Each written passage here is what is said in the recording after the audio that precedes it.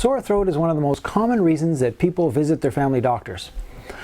And it should be pretty simple, right? You look in the patient's throat and you see something like this and you think, wow, that looks like a bacterial infection. I guess I'll just treat it with antibiotics, right? Well, no, that's wrong, actually. Oh, what do you mean that's wrong? Well, you can't tell the difference between a bacterial infection and a viral infection. Well, what do you mean I can't tell the difference between a bacterial infection and a viral infection? Well, good studies have shown that when it comes to deciding between a bacterial infection of the throat and a viral infection of the throat, doctors get it right about 50% of the time. Not so good, 50%. But it's probably still good to treat just to be safe. Give those antibiotics and knock out that bacterial infection, right? Well, no, there's problems with that approach too. Such as, well, now let's see, there's side effects associated with antibiotics like diarrhea and upset stomach. There's allergic reaction associated with antibiotics, and for penicillin, that's about 1 in 2,000. Then there's more severe allergic reactions like anaphylaxis, which could be life-threatening. That's about 1 in 100,000. And then, of course, there's the cost of antibiotics, and perhaps more importantly, there's the increase in resistance, both in the individual who's taking the antibiotics and in the community at large. Okay. So you're saying there may be problems with giving antibiotics to everybody who may look like they have a bacterial infection in their throat. But what about those people who have a group A strep infection of their throat and are susceptible to acute rheumatic fever, which can cause rheumatic heart disease, and local problems like peritonsillar abscess or retropharyngeal abscess? Or what about the possibility of pain and suffering over the time that they have that sore throat? Don't antibiotics help with that? Well, you're right about that. If it is a group A strep infection causing the sore throat and you give antibiotics, then you can eliminate the possibility of local infections like retropharyngeal abscess or peritonsillar abscess, which happen about 1 in 1,000 times, and you'll eliminate the possibility of acute rheumatic fever or rheumatic heart disease, which is rare at 1 in 100,000, but you'll get rid of that possibility too, and you may decrease suffering by, well, some studies say about a half a day. So that's true. All right, but what am I supposed to do with this? On the one hand, you're saying that if I give antibiotics, I can reduce the suffering by a half a day. I can reduce the complications like peritonsillar abscess and retropharyngeal abscess, and I can eliminate the possibility of acute rheumatic fever, although that's rare.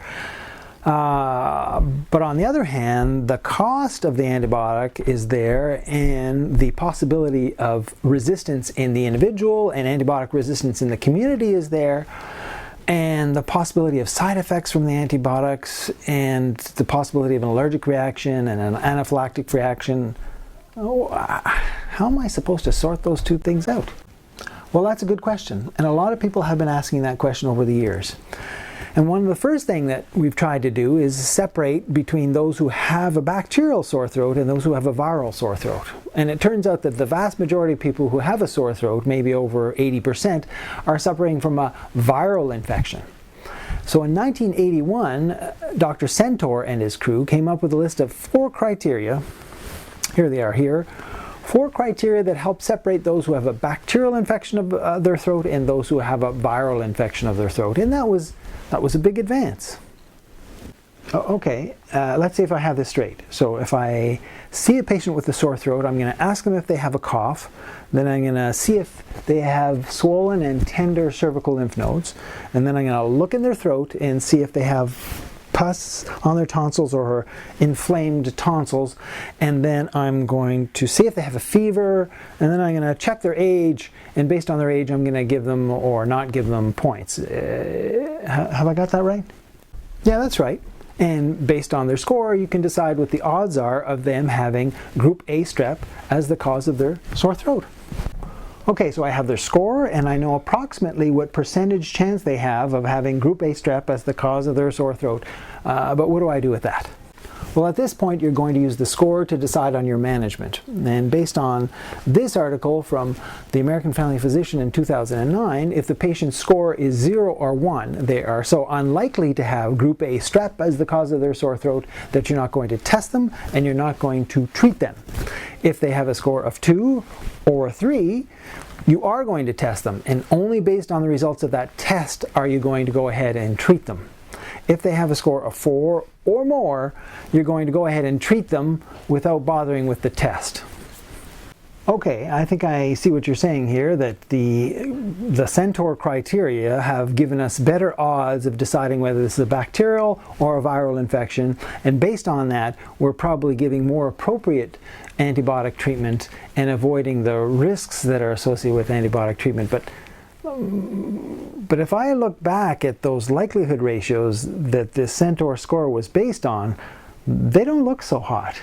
Well, that's right. The likelihood ratios involved in the Centaur score really can only get you so far. Even if your score is 4 or 5, the odds of you having group A strep only stretch over 50%. And that's why there's controversy about group A strep treatment even to this day. You'll find guidelines in many European countries where they advocate not testing or treating anybody for pharyngitis. They see it as a common and self-limiting problem that shouldn't be treated at all.